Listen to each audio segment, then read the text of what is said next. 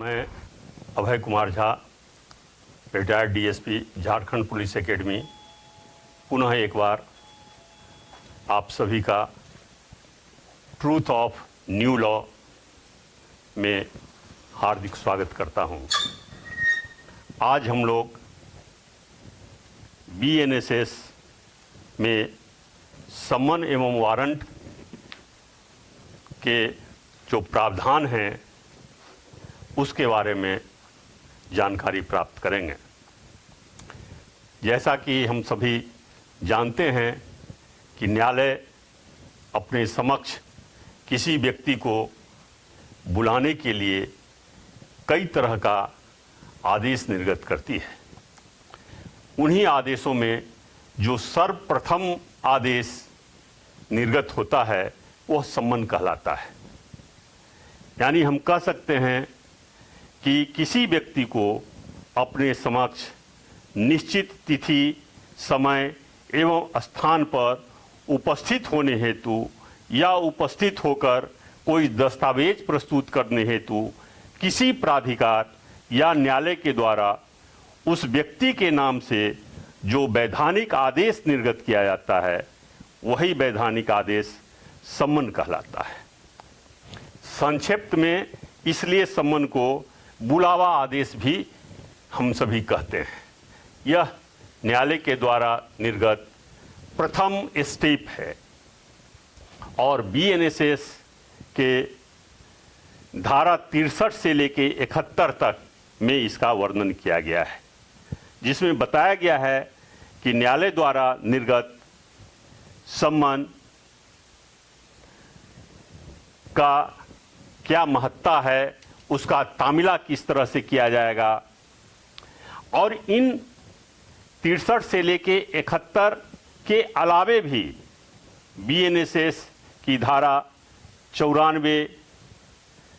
एवं 195 में भी सम्मन शब्द का प्रयोग किया गया है। उसी तरह बीएनएसएस की धारा 103 क्लॉज 4 तथा 179 में भी रिटेन ऑर्डर शब्द का प्रयोग किया गया है, जो तकनीकी रूप से सम्मन ही है, क्योंकि इस आदेश के उल्लंघन पर भी बीएनएस के तहत अपराध का निर्माण होता है और उल्लंघनकर्ता के विरुद्ध कार्रवाई की जा सकती है। तो सर्वप्रथम हम लोग बीएनएसएस के तहत जो 63 से 71 तक में सम्मन के बारे में वर्णन किया गया है उसके तहत देखेंगे तो पाते हैं कि धारा 63 में कहा गया है कि न्यायालय द्वारा निर्गत प्रत्येक सम्मन लिखित रूप से 2 प्रति में निर्गत होगा और उस पर न्यायालय के पीठासीन पदाधिकारी का हस्ताक्षर एवं मुहर रहना आवश्यक है, तभी वो वैध सम्मन कहलाता है। नए जो संशोधन किए गए हैं, जो नए बीएनएसएस तैयार किया गया है, उसके अनुसार सम्मन इलेक्ट्रॉनिक कम्युनिकेशन के माध्यम से या इनक्रिप्टेड फॉर्म में भी निर्गत किया जा सकता है, लेकिन उस पर भी न्यायालय का मुहर या डिजिटल हस्ताक्षर होना आवश्यक है। इसके अतिरिक्त न्यायालय द्वारा जिस व्यक्ति को बुलाया जाता है उस व्यक्ति का नाम, पता, कब, किस तिथि को, कहाँ, किस स्थान में उपस्थित होना है और किस संदर्भ में उसको बुलाया गया है, उसका भी उल्लेख सम्मन पर रहना आवश्यक रहता है। न्यायालय से तामीला हेतु प्राप्त सभी सम्मन को पुलिसकर्मियों को अपने थाना में रखे प्राप्ति पंजी में निश्चित रूप से रिसीट करना आवश्यक बनाया गया है और रिसीट बुक में यह भी रहना चाहिए कि तामीला हेतु उसे किसे दिया गया तथा किस माध्यम से तामीला कराया गया। यदि राज्य सरकार यह नियम बनाए कि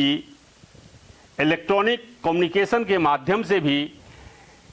सम्मन का तामीला कराया जा सकता है, तो रिसीट रजिस्टर में यह भी लिखना है कि उसको किस माध्यम से तामिला कराया गया। सामान्य परिस्थिति में सम्मन का तामिला पुलिसकर्मी द्वारा या किसी लोक सेवक के द्वारा जिसके नाम से सम्मन निर्गत है उसे मूल प्रति देकर दूसरे प्रति पर हस्ताक्षर करवाकर किया जाता है। यह याद रखना है कि मूल प्रति जिसके नाम से सम्मन है उसको देना है। और यदि राज्य सरकार द्वारा इलेक्ट्रॉनिक कम्युनिकेशन के माध्यम से भी सम्मन की तामिला का प्रावधान किया गया है तो इलेक्ट्रॉनिक कम्युनिकेशन के माध्यम से किस तरह तामिला किया गया है यह भी लिखना आवश्यक है। और जो जिसके नाम से सम्मन एक्सिक्यूट करने के लिए दिया गया है यानी थाना प्रभारी द्वारा,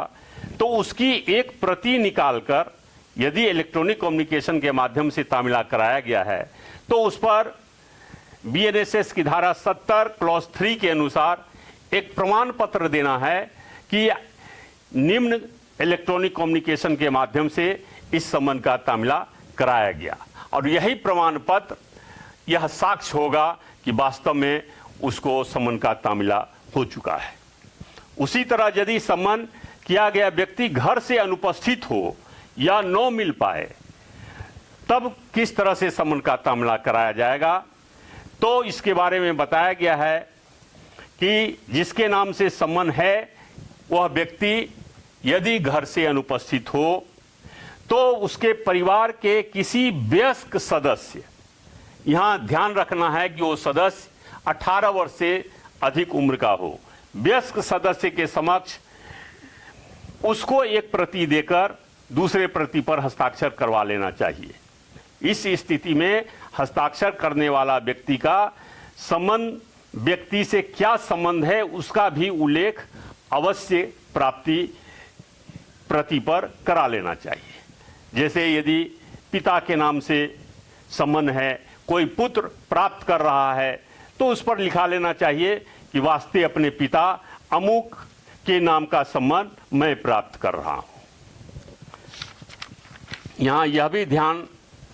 रखना आवश्यक है कि घर का नौकर पारिवारिक सदस्य नहीं माना जाता है, इसलिए सम्मन यदि घर के पारिवारिक सदस्य के नाम से निर्गत हो तो उसके नौकर को कदापि नहीं दिया जाना चाहिए। इसका उल्लेख बीएनएसएस की धारा 60 में स्पष्टतया किया गया है। यदि सम्मन व्यक्ति के घर में कोई सदस्य ही न हो या घर बंद पाया जाए, उस स्थिति में अगल बगल के दो व्यक्तियों के समक्ष उसके घर के मुख्य द्वार पर सम्मन की मूल प्रति साट कर दूसरे प्रति पर जो उपस्थित व्यक्ति है उससे हस्ताक्षर कराकर सम्मन का तामिला करना चाहिए। इसका उल्लेख बीएनएसएस की धारा 67 में किया गया है। यदि सम्मन किसी फर्म, निकाय, कंपनी या सोसाइटी के नाम से निर्गत है, उस स्थिति में सम्मन का तामिला उसके निर्देशक, प्रबंधक या सचिव या अन्य अधिकारी या इन कंपनियों के किसी भागीदार को सम्मन देकर तामिला कराया जा सकता है या इनके पता पर रजिस्ट्रीकृत डाक द्वारा सम्मन भेजकर भी तामिला कराया जा सकता है। परंतु इस तरह डाक द्वारा भेजे गए सम्मन की तामिला हुई तभी समझी जाएगी जब डाक द्वारा वह सम्मन उसे पहुंच जाएगा। इसके अतिरिक्त बीएनएसएस की धारा 94 के तहत भी जब कभी किसी न्यायालय या पुलिस थाने के भारसाधक अधिकारी को अन्वेषण, जांच, विचारण या अन्य कार्यवाही के दौरान किसी दस्तावेज या कोई चीज का पेश किया जाना आवश्यक हो और वह दस्तावेज या चीज किसी अन्य व्यक्ति के पास या अन्य व्यक्ति के कब्जे में हो यह ज्ञात हो, तो थाना प्रभारी या न्यायालय द्वारा भी उस व्यक्ति के नाम से सम्मन निर्गत किया जा सकता है और उस व्यक्ति का दायित्व होगा कि वह निश्चित तिथि एवं स्थान पर उपस्थित होकर अपने कब्जे वाले दस्तावेज को प्रस्तुत करें।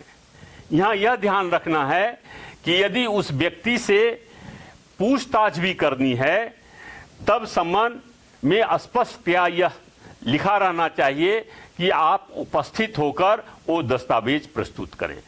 और यदि सिर्फ दस्तावेज की आवश्यकता हो तो आप सम्मन में यह लिखेंगे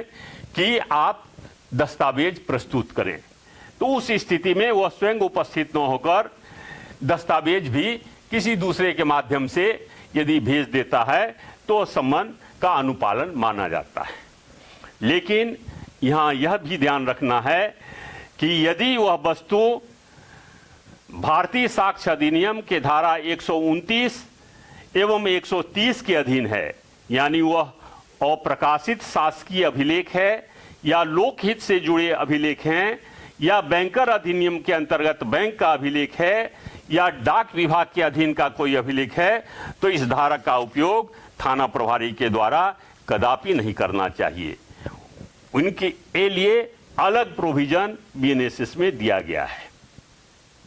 उसी तरह बीएनएसएस की धारा 195 में भी सम्मन शब्द का उपयोग किया गया है तथा बताया गया है कि धारा 194 के तहत जब पुलिस पदाधिकारी द्वारा किसी मृतक के शव का इंक्वेस्ट रिपोर्ट तैयार किया जाता है, उस स्थिति में 2 या 2 से अधिक व्यक्ति की आवश्यकता है वहां उपस्थित रहने के लिए, और वह पुलिस पदाधिकारी यह पाता है कि कोई व्यक्ति स्वयं उपस्थित नहीं हो रहा है, तो वह ऐसे व्यक्ति को सम्मन कर सकता है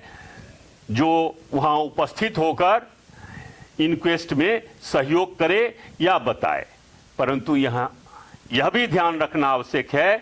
कि यदि व्यक्ति बालक है, वृद्ध है यानी 60 वर्ष से ऊपर का व्यक्ति है, महिला है, गंभीर बीमारी से ग्रसित है या मानसिक या शारीरिक रूप से दिव्यांग व्यक्ति है, तो ऐसे व्यक्ति को सम्मन देकर नहीं बुलाया जाना चाहिए जब तक कि वह स्वयं उसके लिए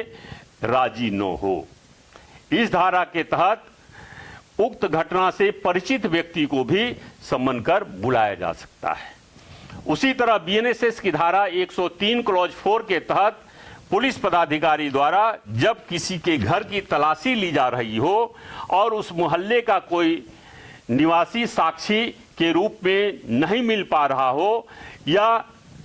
साक्षी बनना न चाह रहा हो, तो उस स्थिति में भी किसी अन्य मोहल्ले के व्यक्ति को साक्षी बनने हेतु लिखित रूप से जो आदेश पुलिस पदाधिकारी के द्वारा दिया जाता है वह भी तकनीकी रूप से सम्मन ही है। उसी तरह बीएनएसएस की धारा 179 में भी अनुसंधानकर्ता को कांड के तथ्यों एवं परिस्थितियों से परिचित व्यक्तियों को अपने समक्ष उपस्थित होने हेतु लिखित आदेश देने का अधिकार दिया गया है। परंतु यहाँ भी यह ध्यान रखना है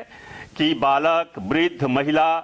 गंभीर बीमारी से पीड़ित, शारीरिक एवं मानसिक रूप से दिव्यांग व्यक्ति को जब तक कि वह स्वयं उपस्थित होकर बयान देने हेतु सहमत न हो, सम्मन देकर नहीं बुलाया जाना चाहिए। इस तरह हम कह सकते हैं कि वास्तव में सम्मन न्यायालय या अन्य प्राधिकार द्वारा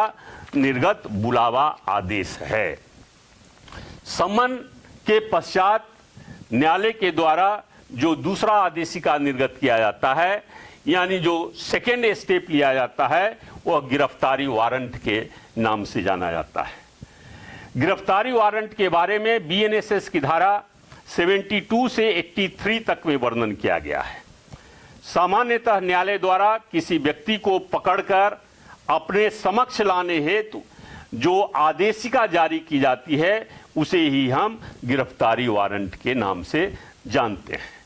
दूसरे शब्दों में कह सकते हैं कि गिरफ्तारी वारंट न्यायालय द्वारा जारी ऐसा आदेश है जो नामांकित व्यक्ति को गिरफ्तार कर अपने सम्मुख प्रस्तुत करने हेतु जारी किया जाता है।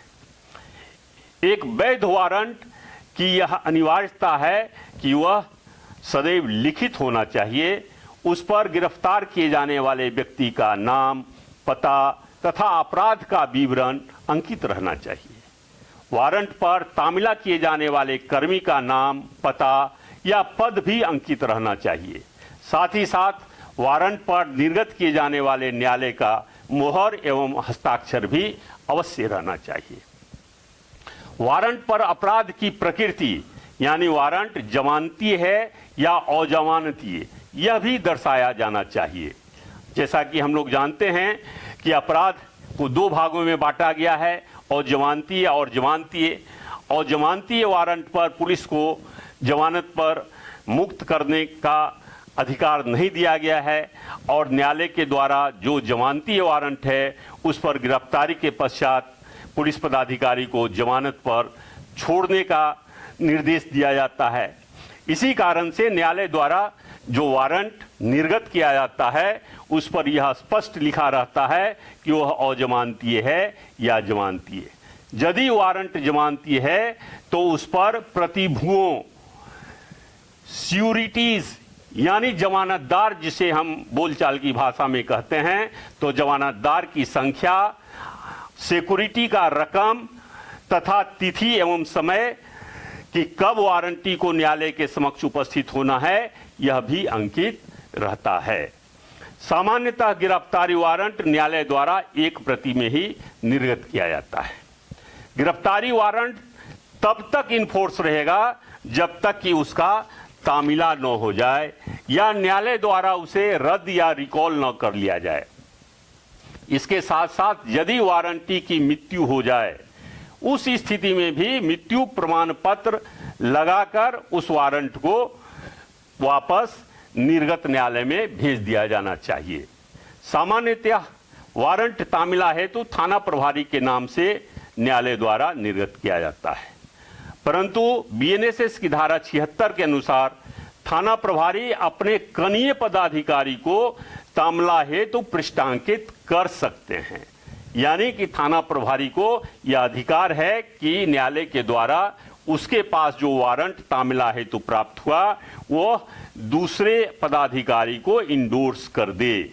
लेकिन यहाँ यह ध्यान रखना आवश्यक है कि जमानतीय वारंट को तामिला हेतु किसी भी स्थिति में आरक्षी या हवलदार पंक्ति के पदाधिकारी को आदेशित न किया जाए, क्योंकि इन्हें जमानत देने का अधिकार नहीं है, जबकि जमानतीय धारा में गिरफ्तार व्यक्ति को जमानत लेने का अधिकार है। इस संबंध में झारखंड और बिहार का पुलिस मैनुअल रूल्स 108 तथा बिहार पुलिस ऑर्डर 36 भी निर्गत है। वारंट तामिला है तो न्यायालय द्वारा जिसके नाम से निर्गत हो उसी के द्वारा या जिसके नाम पृष्ठांकित हो उसके द्वारा ही उस वारंट का तामिला किया जाना चाहिए। वारंट का तामिला भारतवर्ष में कहीं भी किया जा सकता है, लेकिन यदि पृष्ठांकित पदाधिकारी द्वारा वारंट का तामिला किया जाता है तो उसे तत्काल निकटतर थाना प्रभारी के समक्ष या जारी करने वाले न्यायालय के समक्ष अविलंब प्रस्तुत किया जाना चाहिए। किसी भी स्थिति में गिरफ्तारी स्थल से न्यायालय तक की यात्रा अवधि को छोड़कर 24 घंटे से अधिक वारंटी को अपने कस्टडी में नहीं रखना है। यानी वारंटी जब गिरफ्तार हो तो उसे 24 घंटे के भीतर यात्रा अवधि छोड़कर न्यायालय के समक्ष प्रस्तुत कर देना चाहिए। यहाँ यह भी ध्यान रखना चाहिए कि गिरफ्तारी के तत्काल बाद इसकी सूचना थाना तथा जिला के पदाविहित पदाधिकारी को भी निश्चित रूप से दी जाए। गिरफ्तार व्यक्ति को वारंट के सार एवं उसके क्या क्या अधिकार हैं इसकी जानकारी भी दी जानी चाहिए। गिरफ्तारी के समय सदैव बीएनएसएस की धारा 43 के प्रावधानों को ध्यान में रखकर बल एवं हथकड़ी का प्रयोग किया जा सकता है। गिरफ्तारी के पश्चात निश्चित रूप से उसकी परीक्षा चिकित्सक अधिकारी यानी डॉक्टर द्वारा भी करा दी जानी चाहिए। यदि गिरफ्तारी वारंट का निष्पादन निर्गत किए जाने वाले न्यायालय के अधिकारिता के बाहर किया जाता है तो सामान्यतः तामिला हेतु निर्दिष्ट पदाधिकारी को उक्त वारंट को तामिला करने के पूर्व संबंधित क्षेत्र के कार्यपालक दंडाधिकारी यानी एसडीओ या डिस्ट्रिक्ट मजिस्ट्रेट या थाना प्रभारी से बढ़िए अन्य पुलिस पदाधिकारी के पास लेकर जाना चाहिए। यदि किसी पुलिस पदाधिकारी के पास ऐसा गिरफ्तारी वारंट प्राप्त हो गया है जो दूसरे क्षेत्र का वारंटी हो, यानी गिरफ्तारी वारंट का निष्पादन दूसरे क्षेत्र में करना हो, तो उस स्थिति में आप उस वारंट को लेकर जिस क्षेत्र में उसका तामीला करना है उस क्षेत्र के कार्यपालक दंडाधिकारी यानी एसडीओ या डिस्ट्रिक्ट मजिस्ट्रेट या थाना प्रभारी से वरीय पदाधिकारी के पास लेकर जाना चाहिए। और वो पदाधिकारी को जब आप गिरफ्तारी वारंट दिखाएंगे तो वो पदाधिकारी उस वारंट पर अपना नाम लिखकर आपको ही निष्पादित करने का आदेश दे सकता है या अपने किसी जुडिक्शन के पदाधिकारी को उसके निष्पादन का आदेश दे सकता है जो आपको वारंट निष्पादन में अपेक्षित सहयोग प्रदान करेगा। यदि न्यायालय द्वारा निर्दिष्ट पदाधिकारी को लगे कि पृष्ठांकन में विलंब के कारण वारंटी भाग सकता है तो विशेष परिस्थिति में बिना पृष्ठांकन के भी स्थानीय अधिकारिता से परे यानी दूसरे जुडिक्शन में किसी भी स्थान में आप गिरफ्तारी वारंट का तामीला कर सकते हैं। परंतु तामीला के पश्चात यानी वारंटी के गिरफ्तारी के पश्चात इसकी सूचना स्थानीय थाना प्रभारी तथा अपने एवं स्थानीय जिला के पदाभिहित पदाधिकारी को गिरफ्तारी एवं गिरफ्तारी कर कहां रखा गया है इसकी सूचना अवश्य दे दी जानी चाहिए। यानी यदि गिरफ्तार आप दूसरे क्षेत्र में करते हैं और बिना लोकल थाना के सहयोग के करते हैं तो गिरफ्तारी के तत्काल पश्चात लोकल थाना उस जिला के कंट्रोल रूम तथा अपने जिला के कंट्रोल रूम को इसकी सूचना तुरंत आपको देनी होगी। दूसरे जिले में गिरफ्तारी की स्थिति में यदि वारंट जारी करने वाला न्यायालय 30 किलोमीटर से अधिक दूर हो तब आपको उस वारंटी को स्थानीय न्यायालय या एसपी या एग्जीक्यूटिव मजिस्ट्रेट के समक्ष उपस्थित करना है। यदि गिरफ्तार स्थल दूसरे राज्य में है तो निश्चित रूप से ही स्थानीय न्यायालय के समक्ष प्रस्तुत किया जाना चाहिए और न्यायालय के आदेश से ही अग्रतर कार्रवाई की जानी चाहिए। धन्यवाद।